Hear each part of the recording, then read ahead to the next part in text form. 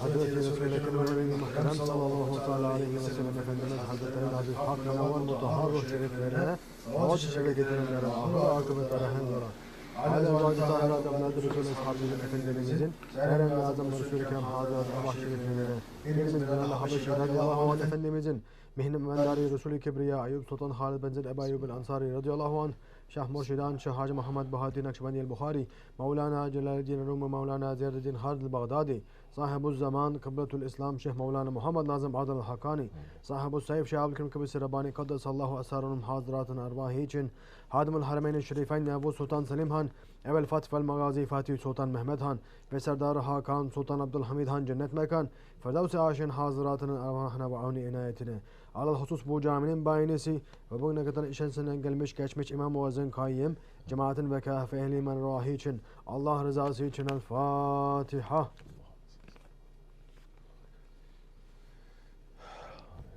أعوذ بالله من الشيطان الرجيم بسم الله الرحمن الرحيم إن الله وملائكته يصلون على النبي يا أيها الذين آمنوا صلوا عليه وسلموا تسليما اللهم صل على سيدنا محمد وعلى آل سيدنا محمد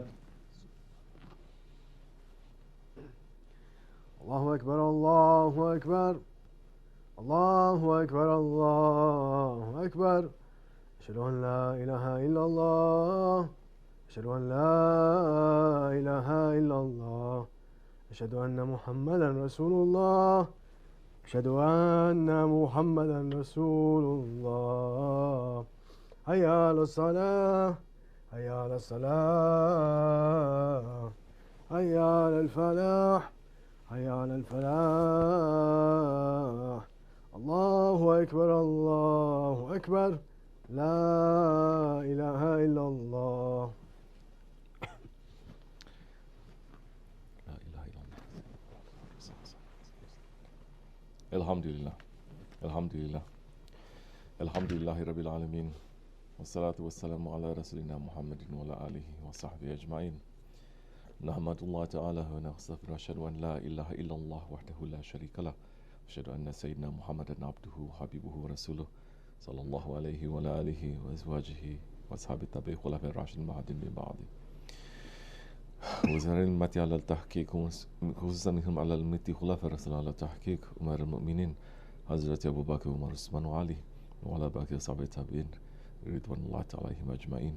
يا أيها المؤمنون الحاضرون اتقوا الله تعالى وإن الله مع الذين اتقوا والذين هم محسنون. الحمد لله رب العالمين والصلاة والسلام على أشرف الأنبياء والمرسلين سيدنا مولانا محمد وعلى آله وصحبه أجمعين. All praises are due to Allah, Lord of the universes. All praises are due to Allah, who says in the Holy Quran in Surah Al-Ra'd, Bismillah ar-Rahman ar-Rahim, He is the knower of the invisible and the visible, the great, the high exalted. The same for him is the one who speaks quietly and he who speaks aloud, and he who hides in the night and he who walks out in the day. For everyone are angels ranged before him and behind him, who guard him by Allah's command. Truly Allah does not change the condition of a people until they first change what is in their hearts.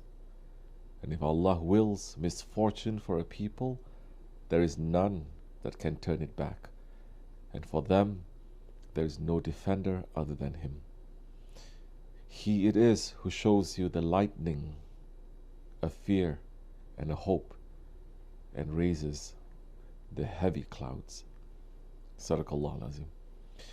May all peace and blessings be upon the Sultan of creation, the master of the messengers, the intercessor of the Day of Judgment, Sayyidina Mawlana Muhammad Mustafa alayhi salatu wassalam, who said, Tonight I have truly seen a strange sight. I saw one of my followers crossing the Sirat. At times he was walking, at times falling, and at times he was hanging on.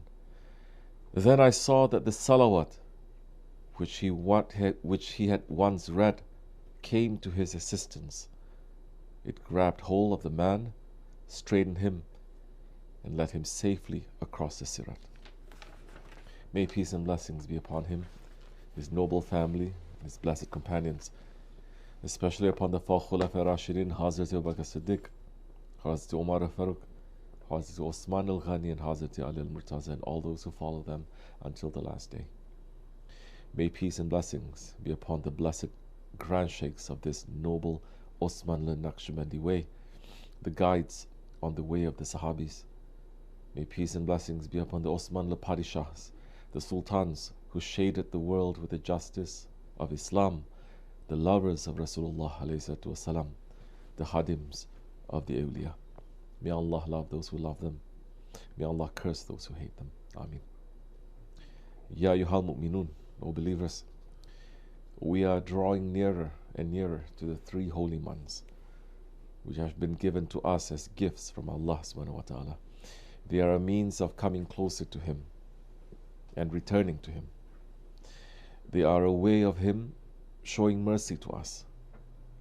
Allah is saying to the Holy Prophet ﷺ in the Holy Quran, Bismillah ar-Rahman ar-Rahim, say on my behalf, Ya Muhammad ﷺ, say, O my servants who have done wrong against themselves, do not despair of the mercy of Allah, for Allah forgives all sins, for He is most forgiving, most merciful. Sadaqallah al-Azim. And Allah subhanahu wa ta'ala is giving hope to mankind, saying that for the one who repents and believes and does good deeds, Bismillah ar-Rahman ar-Rahim, Allah will replace their evil deeds with good deeds. He is most forgiving, most merciful. Sadaqallah al-Azim. Allah put us on a road, and the end of that road is our return to Him. Inna lillahi wa inna ilayhi raji'un. Our Grand Shaykh, Sultan al-Awliya Shaykh Maulana Muhammad Nazim Adil Haqqani Qaddasallahu Sir, is saying, let's learn about ourselves. Let's learn our job, our honor. Let's learn about our fate. Let's learn about our Lord, owner of heavens and earth. Let's get to know His awliya and prophets, because their way is the way to Allah subhanahu wa ta'ala. The way of prophets is the way you can go to Allah. How nice to return to Allah subhanahu wa ta'ala that way. Sohbat, association, it makes people to become better servants to Allah. Sohbat, association with the Holy Prophet, is what made those great people into Sahabis. Our Shaykh, Sahibul Saif, Shaykh Abdul Karim al-Kibrisi Rabbani, Qaddasallahu Sir, is speaking about the importance of Sohbat, saying, association, people who are nominees to become better servants to Allah subhanahu wa ta'ala learn. They learn only if they take the association seriously and what's coming through the Sohbat seriously. We are just weak servants, nothing else. To know that is marifat. To know that you are a weak servant who is not good for anything, if the Lord of the heavens does not permit you, then you cannot move your finger. That is hidden knowledge. That is marifat. In these days, I'm watching here and there when people start worshipping a little bit, and when they start doing certain things a little bit, they think that they have reached to the highest stations, to Sidratul Muntaha, and they want to do whatever they want to do. So they run after their ego again from the other side. There is no permission. No permission to you and no permission to me, especially for those who are around me. There is no permission at all. As long as my eyes are open, there is no permission. You may run far away, that's okay. You can get up right now, every one of you, and run. You're not coming here for me. Your being here is not for me, it's for Allah. And Allah subhanahu wa ta'ala is ordering to you, to me and to everyone, to be a Jamaat and to worship in Jamaat. If you're not taking that seriously, then you're not taking Allah seriously. Do you think that I'm going to care from someone who is not taking Allah seriously and His Prophet seriously? Think again. Either you take Allah and His Prophet ﷺ seriously, or there is a big question mark. Are we going to save our faith in the last breath or not? Who are we? The Sahaba Kiram, the companions of the Prophet, who gave so many things in the way of Allah and His Prophet, some of them made one wrong mistake and they lost everything. Do you think that you're going to reach to the level of the companions, of the Sahabis, any one of you, any one of us? What do you think? Do you think that because the other guy next door is not praying and you are praying, you reach somewhere? Reaching somewhere is taking Allah's order seriously. Allah subhanahu wa ta'ala is ordering to us, take me seriously. If we don't, then we will cry a lot in dunya and akhirat. You lose everything in dunya. Those who are beloved to Allah and His Prophet don't love you then. You can do whatever you want, but they don't love you then. That love only comes when you're obedient to Allah and His Prophet. If you're not, then you are separating yourselves from them. Week after week, year after year, I'm saying. Shaykh Maulana is saying, and we're going to say, the holy days and the holy nights are approaching. In these nights, take it seriously. Take it seriously. It's only 5 nights a year, not 10. There are 365 days in a year, and there are only 5 nights that are holy. You cannot keep up with that? What kind of faith you have then? Where is your faith? Are you going to give me excuses? Give me 1 million excuses, but it's not good for anything. No excuses can pass for that, for a believer. If a believer says, I have an excuse, in 365 days I cannot save 5 days for Allah and His Prophet, then I have doubt with your faith. We are not playing here. We are not here for picnic. We're not here to have only good times and tea parties. We are here to worship. And those who does not want to worship, they have no place with me. They have a very short time. Shaykh Effendi's words, they are alive and they are true. So we need to be in sohbat, and we need to be obedient to Allah's orders. And we need to make sure that the ones that are beloved to Allah and His Prophet, that they love us. We have made so many mistakes, yes. What are we going to take? What are we doing to take Allah seriously? What are we doing to become better? And our Shaykh Sahibul Sahib is telling us the story of one Sahabi that shows that Allah and His Prophet will forgive anyone who runs in the way of Allah. And that history that our Shaykh is telling, it is a proof of the ayats that Allah subhanahu wa ta'ala is saying, that even the servants who have done wrong to themselves, that the mercy of Allah is there. But it is showing, it is there for those who are running after the mercy, not those who are just sitting. Wahshi, he was the one that he killed Hazrat Hamza in the Uhud war. He was paid by Hind to kill Hazrat Hamza as a revenge. After some time, Wahshi's heart opened and he wanted to become a Muslim. But he knew that there was a death penalty on him for what he had done to Hazrat Hamza. So he sent some letters secretly, not saying who he was, to the Holy Prophet ﷺ. In one of the last letters, Shaykh Effendi is describing what happened. And the letter is saying, then Wahshi sent another letter to the Prophet saying, why should I believe to that Prophet? Just through the word that he had just put a death penalty to a person, how should the person believe and accept that he is not going to remove the death penalty? Maybe he will continue with that. How can we believe that 100%? I am not a believer anyway. At this point, the Prophet is not even knowing what answer he was going to give to him. And the ayat of the Quran came. For whom? For Wahshi. The ayat is saying, Bismillah ar-Rahmanir Rahim, do not lose hope from Allah. Allah is all merciful. Those who lose hope from Allah, they are unbelievers. If you lose hope, then you will become unbeliever. And the Prophet ﷺ is sending that message to him, saying, whoever you are, this ayat is addressing to you and people like you. So even Prophet ﷺ, he cannot do anything, even if he's upset.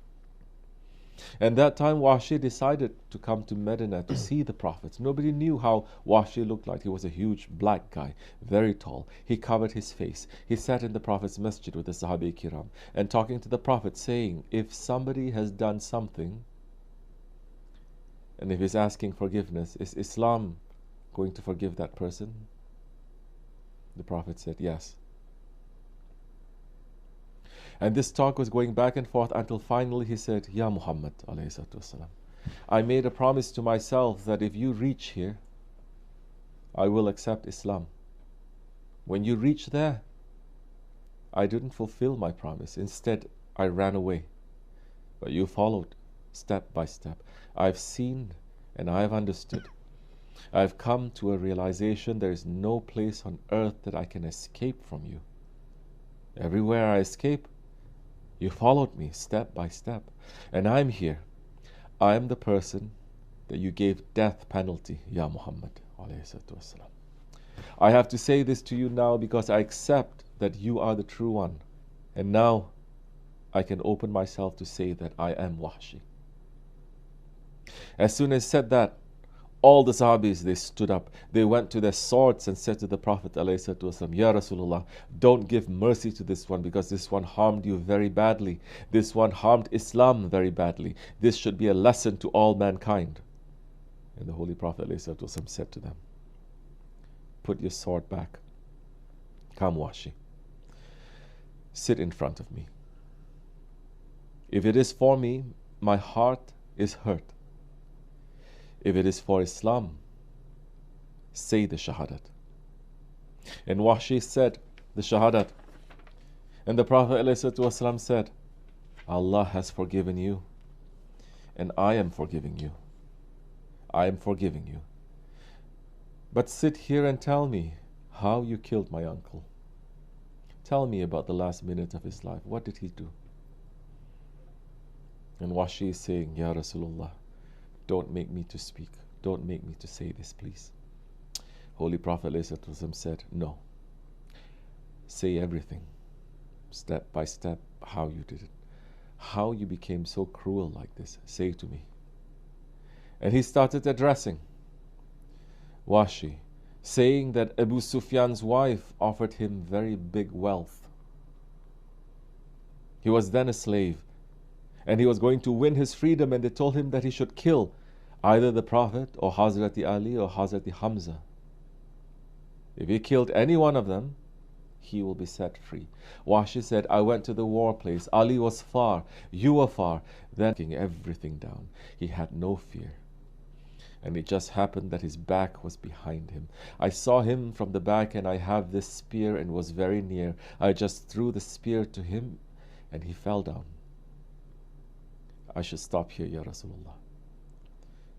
The Holy Prophet ﷺ said, no, continue. Say how my uncle died. He said, Ya Rasulullah, I have to speak the truth to you. Before Hazrati Hamza, I have killed so many people, and I killed so many animals. After Hazrati Hamza, I killed so many people, then I killed so many animals. I've never feared the way that I feared when the spear hit him. And he just turned around and he looked at me. He couldn't move anywhere. He just fell down on his knees and he looked at me with hatred, talking to me with his eyes, saying, you are crippling Islam. For this, I am hating you. I've never forget that minute, and his spirit is always around me. I should stop there. No. Continue. Then Wahshi told what happened when Hind cut up the body of Hazrati Hamza. And Wahshi said, Ya Rasulullah, I should stop. No, continue, say. And all the Sahabis, they were crying when they were hearing him. Washi was sitting in front of the Prophet ﷺ. He just came to Islam and he said, I've never regretted anything in my life. That minute after I had killed Hamza, after that, I regretted everything. And I cannot stop thinking of that. And the Prophet ﷺ said to him, Ya Wahshi, now, to know that Allah has forgiven you. But from now on, don't sit in front of me.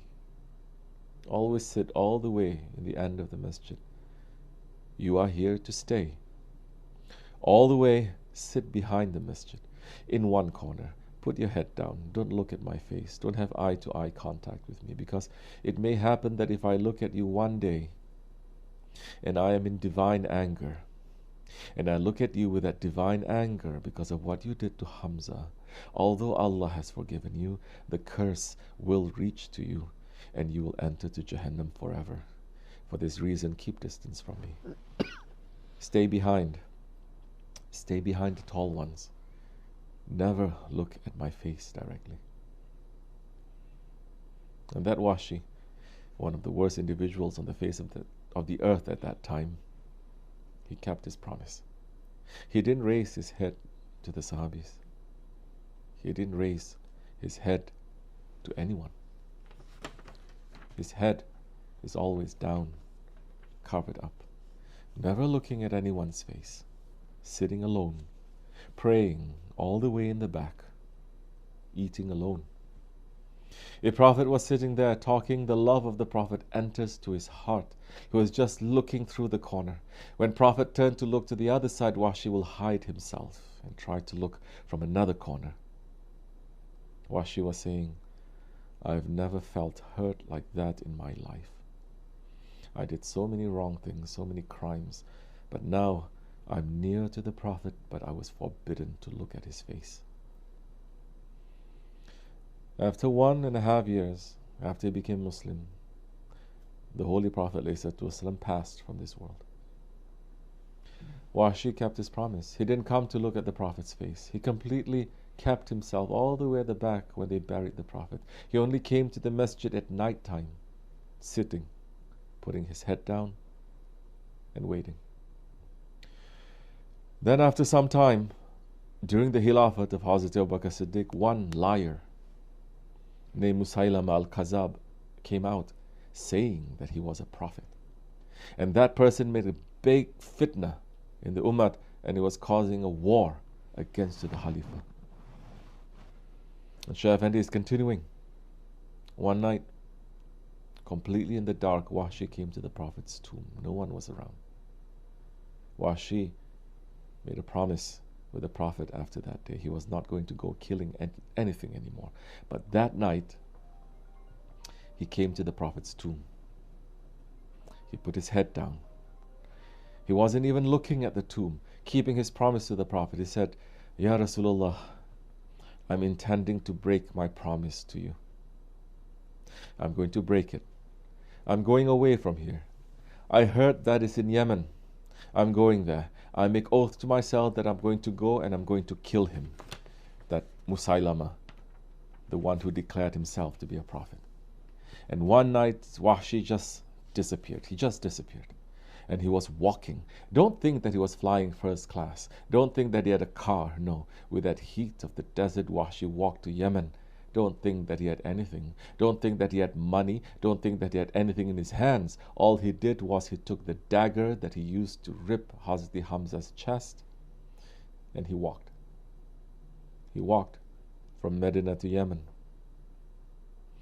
He passed the desert and he reached to the area where that false prophet was. And because he was sincere, because he kept his promise, because he didn't break his promise, he only broke his promise for the good things. He didn't have fear that he was going to die. Washi came very close to that false prophet. All his guards, they didn't know who this man that was coming, and they were just shocked. They just looked at him. Washi said, from the same distance that I threw the spear to Hamza, that same distance I took the dagger and threw it to him. It entered to his heart. He died there instantly. His people got so panicked. I didn't run away. I just turned and I started walking away. They didn't run after me. Allah protected me. Sometime later, after Wahshi had finished his job, he walked back to Medina. He came to the Prophet's tomb again the early morning and said, Ya Rasulullah, my pain is a little bit easy now that I have killed him. You have the right not to forgive me. At that moment, he heard the Holy Prophet ﷺ speaking to him, saying, Ya Wahshi, Allah is very happy. His Prophet is very happy. Hamza is very happy with you. And I'm lifting the ban from you now. From now on, you can pray in the front line. And he became Hazrati Wahshi. Today's people, majority of you became more heartless than Wahshi. You are in the right way. But you don't have that much heart to cry anymore. No, because your heart became stone.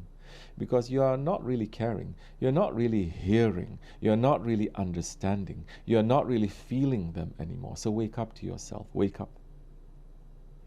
This story is enough for every Muslim to live correct lifestyle until Angel of Death comes.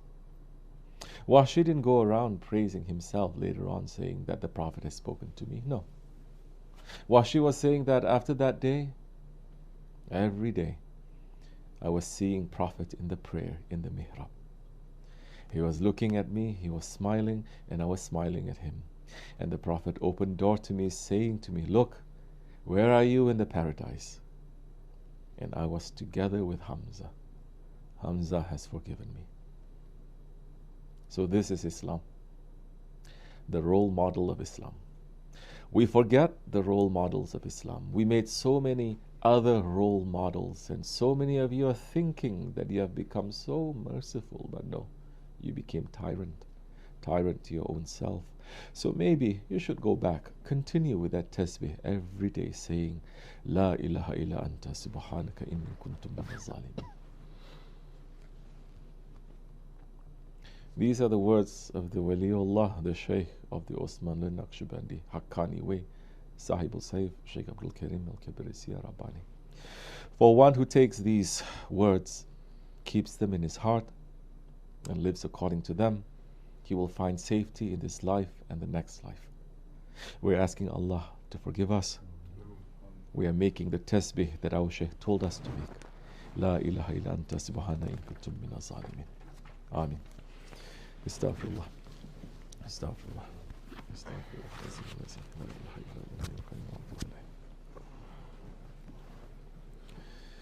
لا إله إلا الله وحده لا شريك له له الملك والحمد لله شيء كثير لا إله إلا الله وحده لا شريك له لا إله إلا الله وحده لا شريك له لا إله إلا أنت سبحانك كنت من الظالمين لا إله إلا أنت سبحانك لا إله إلا أنت سبحانك كنت من الظالمين صبح كنت في سنة ربنا ربنا صبح كنت في سنة ربنا إن دين عند الله الإسلام قام الصلاة الله